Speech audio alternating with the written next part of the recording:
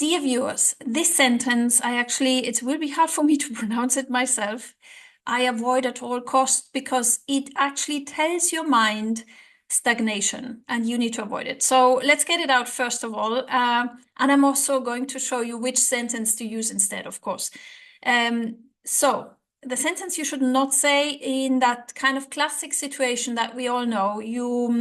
Imagine this. You are speaking to native speakers or speakers who already know the language that you're still learning on an intermediate or upper intermediate level, and you suddenly become very self-aware and you start to freeze and you're like, oh my God, I feel so powerless. I don't understand them correctly and I can't actually chip in. I can't make a joke as well because I don't know how to say it.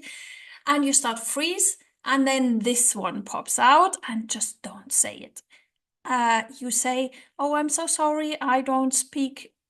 And then the language. Just forget about this.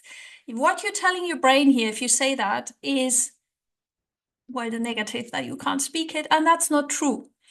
What you need to say instead, and here's the social psychology behind it, is some positive information about what you're doing, the progress that you're going through. So you're putting yourself into the growth mindset by saying, I'm sorry. Well, you can say I'm sorry for politeness, but you shouldn't be sorry. It's normal if you're learning.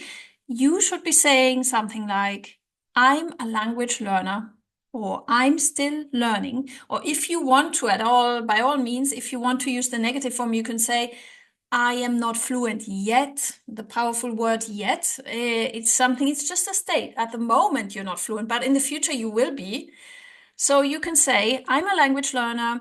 Could you help me out with this? Can you help me learning? I just didn't follow the conversation. Can you say that slower?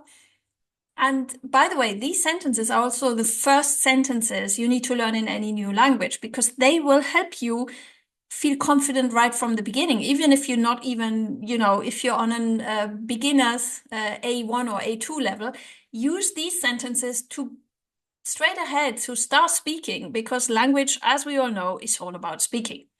Now, the social psychology behind it goes even further. Not only do you put yourself in a growth mindset with that, but you also create a really powerful connection with those people you're talking to. If you say, can you help me with this? Can you please correct me? I actually don't think it's rude. It helps me on my journey of language learning. If you do that, the other person will feel appreciated. It creates a bond.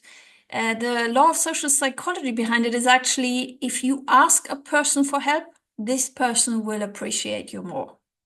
So try that next time you are in a situation like that and start to, first of all, see the person you're talking to. Well, okay, it's like that. You haven't understood what the person was saying, but so what? That is life, and we only have one life. So you can say, and I repeated something like, okay, can you help me out with that? Could you in the future correct me, or could you talk a bit slower so I can, integrate myself into that conversation? Now, and here's my challenge. I actually said at the beginning, I will try to say this now in Italian. As you know, I run a new YouTube channel project to actually help myself and you to learn Italian. It's my fifth language, so I speak French, German, English, and Spanish. And now I want to, and this is my goal, within 2 to 3 years, I want to activate Italian. Activate, I'm saying I haven't studied Italian yet. I don't know anything about Italian. I just started 3 months ago. Activating means I want to speak. And even if in 2 years I just speak with an intermediate level, so what? My aim is to be able to follow a conversation in Italian. Now, I'm going to try to say this now, the magic phrase in Italian, and please, anyone who might be watching, who is fluent in Italian, please correct me or tell me in the comments how that sounds. Does it sound understandable? Okay, so here's the first one. I'm a student of Italian. Sono studentessa de lingue, de lingua. Sono studentessa de lingua. Okay, please feel free to correct me. And I'm still learning. Sto ancora imparando l'italiano.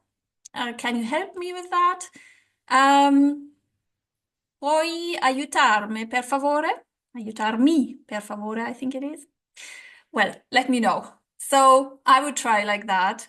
And then obviously what I love myself about language learning, this kind of trying to speak your first sentences creates incredibly funny situations. So the social psychology, the bonding that you will have with people is just magic.